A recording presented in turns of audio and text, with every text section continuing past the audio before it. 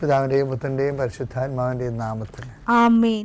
എൻ്റെ പ്രിയപ്പെട്ടവരെ, ഇന്ന് മെയ് 11 തിങ്കളാഴ്ച. അമ്മേ പരിശുദ്ധ അമ്മേ, അമ്മേ പരിശുദ്ധമേ, ദൈവമാതാവേ, കൃപാസനത്തിലൂടെ ഞങ്ങൾക്കും ഞങ്ങളുടെ ദേശത്തിനും അമ്മ മധ്യസ്ഥം തേടി തന്ന എല്ലാ അനുഗ്രഹങ്ങൾക്കും കൃപകൾക്കും ഞങ്ങളിപ്പോൾ ഹൃദയം നിറഞ്ഞ നന്ദി പറയുന്നു. അമ്മേ പരിശുദ്ധമേ, ദൈവമാതാവേ, 2004 ഡിസംബർ 7 ഉച്ചകഴിഞ്ഞ് 2:30 കൃപാസനത്തിൽ സംഭവിച്ച അമ്മയുടെ പ്രത്യക്ഷപ്പെടലിനെ കുറിച്ച് തിരുസഭയ്ക്ക് സമർപ്പിച്ചിരിക്കുന്ന പഠനരേഖകളുടെ മേൽ സഭാത്മകമായ പഠനം ആരംഭിക്കുവാൻ ഞങ്ങൾ പ്രാർത്ഥിക്കുന്നു. അമ്മേ പരിശുദ്ധമേ, ഭൂസ്വർലോകങ്ങളുടെ രാജ്ഞിയായ അങ്ങേയ്ക്ക് ഭൗമസംരക്ഷണത്തിനായി പ്രപഞ്ചപ്രകൃതിയെ തന്നെ തിരുസഭ പ്രതിഷ്ഠിക്കുവാൻ ഈ പ്രത്യക്ഷീകരണം വഴി ഇടയാക്കണമേ. പരിശുദ്ധമേ, ജപമാല മാതാവേ, സകല കൃപാസനം പ്രാർത്ഥനയോടും ചേർത്ത് ഞങ്ങളിപ്പോൾ പ്രാർത്ഥിക്കുന്ന ഈ കുടുംബത്തിന്റെ പ്രത്യേക നിയോഗം പറ മക്കളെ.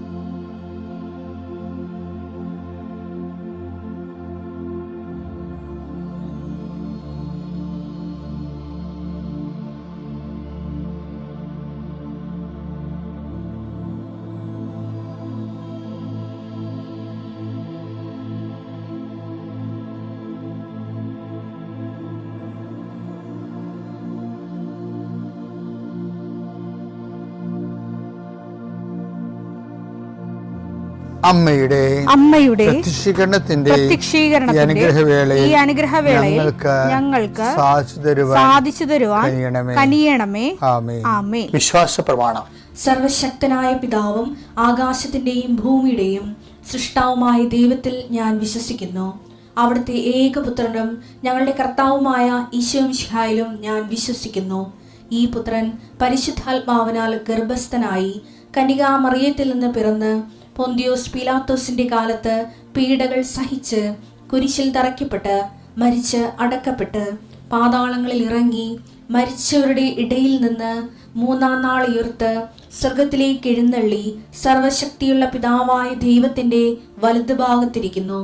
അവിടെ നിന്ന് ജീവിക്കുന്നവരെയും മരിച്ചവരെയും വിധിക്കുവാൻ വരുമെന്നും ഞാൻ വിശ്വസിക്കുന്നു. പരിശുദ്ധാത്മാവിലും ഞാൻ വിശ്വസിക്കുന്നു.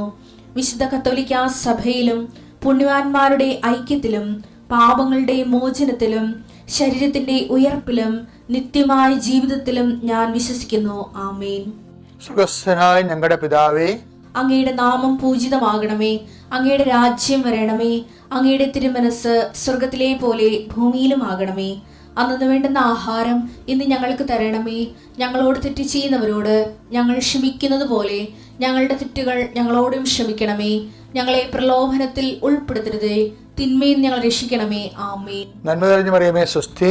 കർത്താവ് അങ്ങയുടെ കൂടെ സ്ത്രീകളിൽ അങ്ങ് അനുഗ്രഹിക്കപ്പെട്ടവളാകുന്നു. അങ്ങയുടെ ഉദരത്തിൻ ഫലമായി ഈശോ അനുഗ്രഹിക്കപ്പെട്ടവനാകുന്നു. പരിശുദ്ധ മറിയമേ, തമ്പുരാന്റെ അമ്മേ, പാപികളായ ഞങ്ങൾക്ക് വേണ്ടി ഇപ്പോഴും ഞങ്ങളുടെ മരണസമയത്തും തമ്പുരാനോട് അപേക്ഷിക്കണമേ. ആമേൻ. കർത്താവേ, നിന്റെ ഉന്നതമായ നാമത്തിന് സ്തോത്രം ചെയ്യും. കർത്താവേ, നിന്റെ വിശുദ്ധ പൗരോഹിത്യത്തെ മഹത്വപ്പെടുത്തണമേ. കർത്താവെ, സഭയിലുള്ള സാന്നിധ്യം പ്രകടമാക്കണമേ. 40 വർഷം ഞാൻ അർപ്പിച്ച കൃപാന്റെ യുഗതിയാൽ കൃപാസ്ഥാനത്താറെ ജീവനോടെ പ്രത്യക്ഷപ്പെട്ട മാതാവിന്റെ മാധ്യസ്ഥ ഇന്ന് അങ്ങയുടെ മക്കളെ പ്രാർത്ഥന കൂടുന്ന എല്ലാ മക്കൾക്ക് വേണ്ടി പ്രാർത്ഥിക്കുകയാണ്. കർത്താവെ, മനസ്സ് വേദനിക്കുന്ന എല്ലാ വിഷയങ്ങളും, അവരുടെ മനസ്സ് വേദനിപ്പിക്കുന്ന എല്ലാ വ്യക്തികളും ഇപ്പോഴും ഈശോയുടെ നാമം നിർവീര്യമാകട്ടെ. കർത്താവെ, മനസ്സ് വിഷമിപ്പിക്കുന്ന സാഹചര്യങ്ങൾ, ചെയ്തെടുക്കേണ്ട ഉത്തരവാദിത്തങ്ങൾ, മറ്റുള്ളവർ നമ്മളെ പഴി പറയാൻ സാധ്യതയുള്ള എല്ലാ വിഷയത്തിൻ്റെ മേലും കർത്താവിൻ്റെ കരുണ ചൊരിയുകയും നിങ്ങളെ കർത്താവ് ഇന്ന് നിലനിർത്തി തരികയും ചെയ്യട്ടെ. നിങ്ങൾ പോകുന്ന വഴികൾ, കണ്ടുമുട്ടുന്ന വ്യക്തികൾ, ചെയ്യുന്ന കാര്യങ്ങൾ, യാത്ര ചെയ്യുന്ന വാഹനങ്ങൾ, ഒപ്പിടുന്ന പേപ്പറുകൾ, കൈമാറുന്ന രേഖകൾ, കഴിക്കുന്ന മരുന്ന് എല്ലാം മാതാവിൻ്റെ മധ്യസ്ഥതയിൽ യേശുനാമത്തിൽ അനുഗ്രഹിക്കപ്പെടുകയും നീ ദൈവത്തെ അനുഭവിക്കാൻ ഇന്ന് നിന്നെ സഹായിക്കുകയും ചെയ്യട്ടെ. നിത്യം പിതാവും പുത്രനും പരിശുദ്ധാത്മാവും സ്തുതിച്ച് നീക്കുവാണ്. എൻ്റെ പ്രിയപ്പെട്ടവരെ, ഈ ഉടമ്പടി തുടങ്ങിയ കാലത്ത് അമ്മ ആദ്യം പറഞ്ഞതേ not by merit but by grace എന്ന്. അപ്പോൾ ചിലരെങ്കിലും വിചാരിക്കും, അങ്ങനെ എന്നുവെച്ചാൽ നമ്മുടെ കഴിവല്ല ദൈവത്തിൻ്റെ കൃപയെന്ന്. ഈ മലയാളിക്കൊരു കുഴപ്പമുണ്ടെന്നറിയാമോ? മലയാളി ബേസിക്കായിട്ട് മെറ്റീരിയലിസ്റ്റുകളാണ്, ആത്മീയവാദികളല്ല ശരിക്കും. ഇവിടെ ഉണ്ടാകുന്ന പ്രശ്നങ്ങൾ മുഴുവനും ഗോവധങ്ങളെന്നൊക്കെ പറയുമ്പോൾ നമ്മളവർക്ക് പിന്നെ ഭക്ഷണത്തിൻ്റെ സ്വാതന്ത്ര്യമില്ല എന്നൊക്കെ നിങ്ങൾ പറയും. പക്ഷേ ഭക്ഷണം ഒരു പ്രശ്നമാണ്. ഇന്ത്യൻ ഫുഡെന്ന് പറയണത് വെജിറ്റേറിയൻ ആണല്ലോ നമ്മുടെ രാജ്യം. അത് എത്രയോ കാലമായിട്ട്. നേരത്തെയൊക്കെ എക്സെപ്ഷൻസൊക്കെ ഉണ്ട്. എക്സെപ്ഷൻസ് ഇങ്ങനെ ജനറലൈസ് ചെയ്യേണ്ട കാര്യമില്ല. ഈ രാജ്യം സാംസ്കാരികമായിട്ട് വെജിറ്റേറിയൻ ആണ് ശരിക്കും, സാമൂഹ്യമായിട്ടും. അതിൻ്റെ ഈറ്റിംഗ് ഹാബിറ്റ്സ്, ഫുഡ് ഹാബിറ്റ്സ് എല്ലാം അങ്ങനെയാണ് ബേസിക്. പിന്നെ വന്നവരല്ലേ ഇവിടെ നോൺ വെജിറ്റേറിയൻ പ്രചരിപ്പിച്ചത്, കറക്റ്റാണല്ലോ. അതിൻ്റെ അകത്ത് അങ്ങനെ ആരും എന്തൊരു അഭിപ്രായം ഉണ്ടെന്ന് തോന്നുന്നില്ല. പക്ഷേ അത് എങ്കിലും ഇന്ത്യയിൽ പൊതുവെ എങ്ങനെയാണെങ്കിൽ മലയാളികളുടെ മനസ്സ് ആത്മീയമാണോ എന്ന് ചോദിച്ചു കഴിഞ്ഞാൽ എനിക്കത്ര ആത്മീയമായിട്ട് തോന്നിയിട്ടില്ല. അതിൻ്റെ കാരണം വെച്ച് കഴിഞ്ഞാൽ ഇവരുടെ പഴഞ്ചൊല്ലുകളാണല്ലോ നമുക്ക് മലയാളിക്ക് ബൈബിളൊന്നുമില്ല. ബൈബിളൊക്കെ ഇടക്കാലം കൊണ്ട് നമുക്ക് കിട്ടിയതാണല്ലോ. ഈ മനുഷ്യന്മാരുടെ ബൈബിൾ എന്ന് പറഞ്ഞാൽ എന്തായിരുന്നു? ഇവിടെ മിന്നുന്നതെല്ലാം പൊന്നല്ല, അതൊക്കെയായിരുന്നു ഇവിടുത്തെ ബൈബിള്. അതിനകത്ത് കുറച്ച് കാര്യങ്ങളൊക്കെ ഉണ്ട്, ജീവിതാനുഭവങ്ങളുണ്ട്. പിന്നെ എന്താണ്, അഹങ്കാരവും ദുരഭിമാനവും ഒക്കെ മലയാളിയുടെ മനസ്സിൻ്റെ ബേസിക്കായിട്ട് കിടക്കുന്നുണ്ട്. അതാണ് ചത്ത് കിടന്നാലും ചമഞ്ഞ് കിടക്കണം. ചത്ത് സാധനം പോയി എന്നാലും ചമഞ്ഞ് കിടക്കണം. ഞാൻ അത്ര കുറഞ്ഞ പുള്ളിയല്ലെന്നുള്ള ഞാൻ അത്ര കുറഞ്ഞ പുള്ളിയല്ലെന്നാണ്. അതിൻ്റെ അകത്തൊരു മെറ്റീരിയലിസം ഉണ്ട്, ഭൗതികവാദമുണ്ട്. ചത്തുപോയ സംഭവമാണെങ്കിൽ ശരി, അത് ചെയ്യാൻ പറ്റിയിരിക്കണമെങ്കിൽ ശരി, വളരെ അലങ്കരിച്ച് വെക്കണമെന്നുള്ളതാണ് അതിൻ്റെ അകത്തുള്ള ഭൗതികവാദം എന്ന് പറയുന്നത്. ഇതുപോലെ മലയാളിയുടെ ഭൗതികവാദം നമുക്ക് നിരീക്ഷിക്കാവുന്ന സംഭവമാണ് താൻ പാതി ദൈവം പാതി എന്ന് പറയാം. താൻ പാതി ദൈവം പാതി. പക്ഷെ ബൈബിൾ അതിനോടൊന്നും യോജിക്കത്തില്ല. ബൈബിൾ എന്താ പറയണത്? നിങ്ങൾക്ക് പാതി വെക്കാൻ പറ്റത്തില്ല. നമ്മൾ പാർട്ട്നേഴ്സാണ്. നിങ്ങൾ പകുതി വെക്കാൻ നിങ്ങളുടെ പകുതി ഷെയർ വെക്കണം. പക്ഷേ ഷെയർ ഇല്ലാത്തവൻ എന്ത് ചെയ്യും? അവൻ ചത്ത് കളയണ. അതല്ലേ പ്രശ്നം. ഇപ്പം ദൈവം നമ്മൾ തമ്മിലൊരു ജീവിതമാണ്. അങ്ങനെ അതിലേക്ക് വരുമ്പോൾ നമുക്ക് ചില സമയത്ത് ഈ മനുഷ്യനോട് ആണെങ്കിലും നമ്മൾ ഒരു ഉടമ്പടി ചെയ്താൽ നമുക്ക് നിങ്ങൾ ഷെയർ വെക്കാൻ പറ്റത്തില്ല. ഇല്ല, അവിടെ ഇല്ല. അപ്പോൾ ഇല്ലാത്തൊരു കാലം മനുഷ്യരാശിക്ക് എപ്പോഴും ഉണ്ടാവുമല്ലോ. അപ്പം നമുക്ക് ഒന്നും ഇല്ലാത്തവർ എന്ത് ചെയ്യും? താൻ പാതി ദൈവം പാതി എന്ന് വെച്ചാൽ താൻ പാതി എന്ന് പറഞ്ഞാൽ നമുക്ക് പാതി ഉണ്ടേ. നമുക്ക് പാതി ഇല്ലാത്ത മെരിറ്റ് എന്നാണ് ബൈബിൾ പറയേണ്ടത്. മെരിറ്റ്, നോട്ട് ബൈ മെരിറ്റ് എന്ന് പറഞ്ഞ സംഭവം തന്നെ എന്താണ്? നമ്മൾക്ക് ഒരു കഴിവില്ലാത്ത കുറേ വിഷയങ്ങൾ ജീവിതത്തിലുണ്ടാവും. നമുക്ക് കഴിവില്ലാത്ത കുറേ വിഷയങ്ങൾ ജീവിതത്തിലുണ്ടാവും. ഇപ്പോൾ ചില ആൾക്കാർ, ഞാൻ കഴിഞ്ഞ ദിവസങ്ങളിൽ ഇവിടെ പോയായിരുന്നു, ഇവിടെ ഈ പക്ഷി നിരീക്ഷണ കേന്ദ്രത്തിൽ പോയായിരുന്നു, തട്ടേക്കാട്. അപ്പോൾ ഇങ്ങനെ പോയപ്പോൾ ഞാൻ ഈ തട്ടേക്കാട് കഴിഞ്ഞ ദിവസം പോയപ്പോൾ അവിടെ ചെന്നപ്പോൾ എൻ്റെ കൂടെ ഉള്ള 1-2 പേര് എന്നോട് പറഞ്ഞ്, ഇവിടെ ഒരച്ഛൻ മരിച്ച സ്ഥലമാണ്. അപ്പോൾ ഞാൻ ശ്രദ്ധിച്ച്, എങ്ങനെ മരിച്ചു? അത് അച്ഛൻ കുഞ്ഞുങ്ങളെയും കൊണ്ടുവന്ന് പുഴ കാണിക്കാൻ വന്നപ്പോൾ കുട്ടികൾ വെള്ളത്തിൽ ഒഴുക്കിൽപ്പെട്ട് കുളിക്കണ സമയത്ത് 2 പേര് ഒഴുക്കിൽപ്പെട്ട് ഒരാൾ അച്ഛനും നീന്തി ചെന്ന് രക്ഷപ്പെടുത്തി. അടുത്ത ആളെ രക്ഷപ്പെടുത്താൻ പോയപ്പോൾ അച്ഛനും അവിടെ കൂടെ പോയി, മരിച്ചുപോയി. അപ്പം ചില സമയത്ത് നമ്മളുടെ ജീവിതത്തിൽ നമ്മൾക്ക് ഒരാളെ രക്ഷപ്പെടുത്താൻ കഴിവുണ്ട്. പക്ഷേ ചില സമയത്ത് നമ്മളെ രക്ഷപ്പെടുത്താൻ നമുക്ക് കഴിവുണ്ടാകത്തില്ല. ഈ ലോകത്തിൻ്റെ ഒരു അവസ്ഥ അതാണ് ശരിക്കും പറഞ്ഞാൽ. ഞാനിപ്പോൾ ഇവിടെ ഇത് പറയാൻ കാരണം എന്ന് വെച്ച് കഴിഞ്ഞാലേ, ഇപ്പം ഈ ആൾക്കാർ പറയുന്നത് താൻ പാതി ദൈവം പാതി എന്ന്. ഇപ്പം നമുക്ക് പാതി വെക്കാൻ ഉണ്ടാകത്തില്ല ചില സമയത്ത്.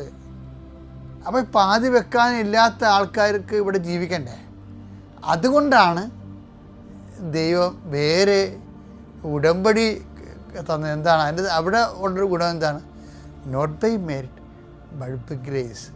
നിൻ്റെ കഴിവ് കൊണ്ടല്ല, 100%, 50% നിൻ്റെ കഴിവെന്ന് പറഞ്ഞില്ല. മലയാളി എങ്ങനെ പറയണത്? താൻ പാതി ദൈവം പാതി. പക്ഷേ നമുക്ക് പാതി വെക്കാൻ ഉണ്ടാകത്തില്ല.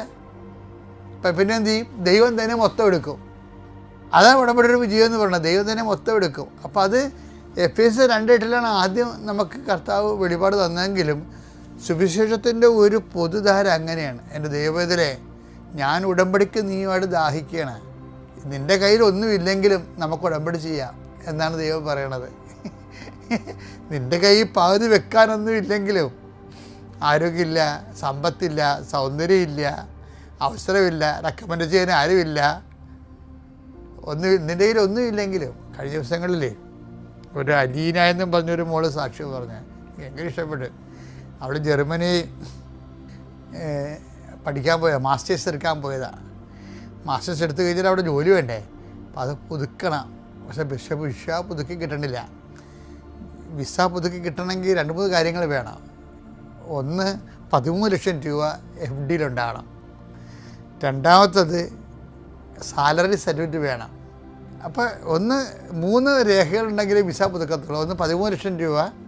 അത് 13 ലക്ഷം ആൾ പറയണത് എൻ്റെ വണ്ടിക്കാശ് പോലും ഇല്ലെന്നാണ് പറയണത്. പിന്നെ എന്താ വേണ്ടത്? Salary certificate. അതും ഇല്ല. സാലറി ഇല്ല, ജോലിയില്ല, സാലറി ഇല്ല. പിന്നെ എന്താ വേണ്ടത്?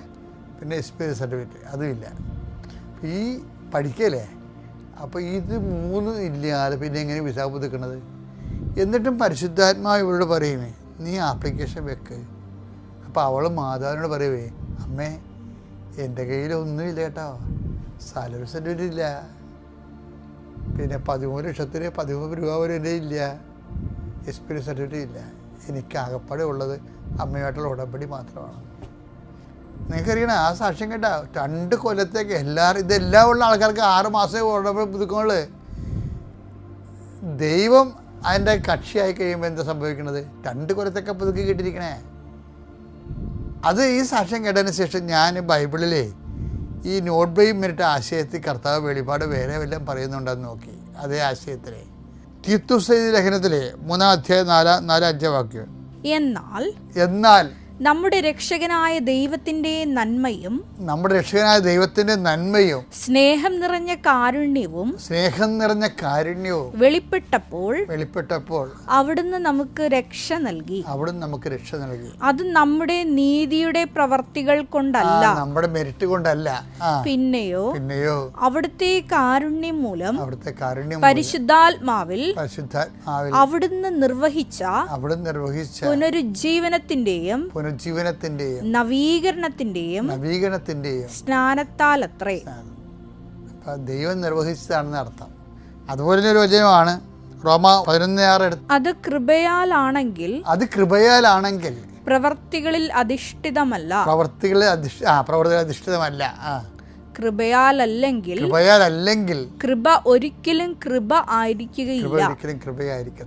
കൃപയാലല്ലെങ്കിൽ അല്ലാതെ ഒരു കാര്യം നടന്നു പറഞ്ഞു കഴിഞ്ഞാൽ നിങ്ങൾ പറഞ്ഞ കൃപയല്ല എന്താ പറയണത്? പിന്നെ അപ്പം എന്താ അർത്ഥം?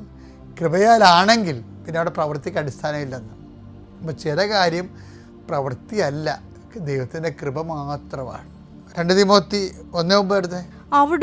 അവിടുന്ന് നമ്മെ രക്ഷിക്കുകയും വിശുദ്ധമായ വിളിയാൽ നമ്മെ വിളിക്കുകയും ചെയ്തിരിക്കുന്നു.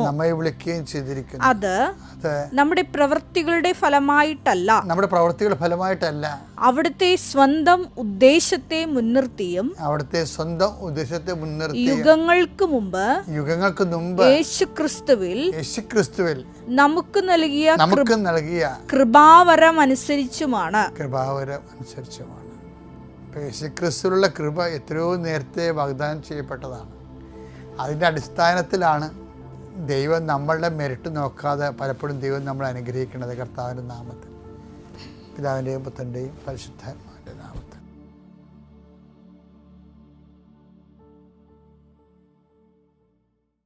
അത്യപൂർവ ദൈവാനുഭവങ്ങൾ ഇനി നിങ്ങൾക്കും സ്വന്തം. ഈ യൂട്യൂബ് ചാനൽ ഇതുവരെ സബ്സ്ക്രൈബ് ചെയ്തിട്ടില്ലെങ്കിൽ ഇപ്പോൾ തന്നെ സബ്സ്ക്രൈബ് ചെയ്യുക. ഈ വീഡിയോ ഇപ്പോൾ തന്നെ നിങ്ങളുടെ സുഹൃത്തുക്കൾക്ക് ഷെയർ ചെയ്തുകൊണ്ട് കർത്താവിൻ്റെ പ്രേക്ഷിതരാകുക.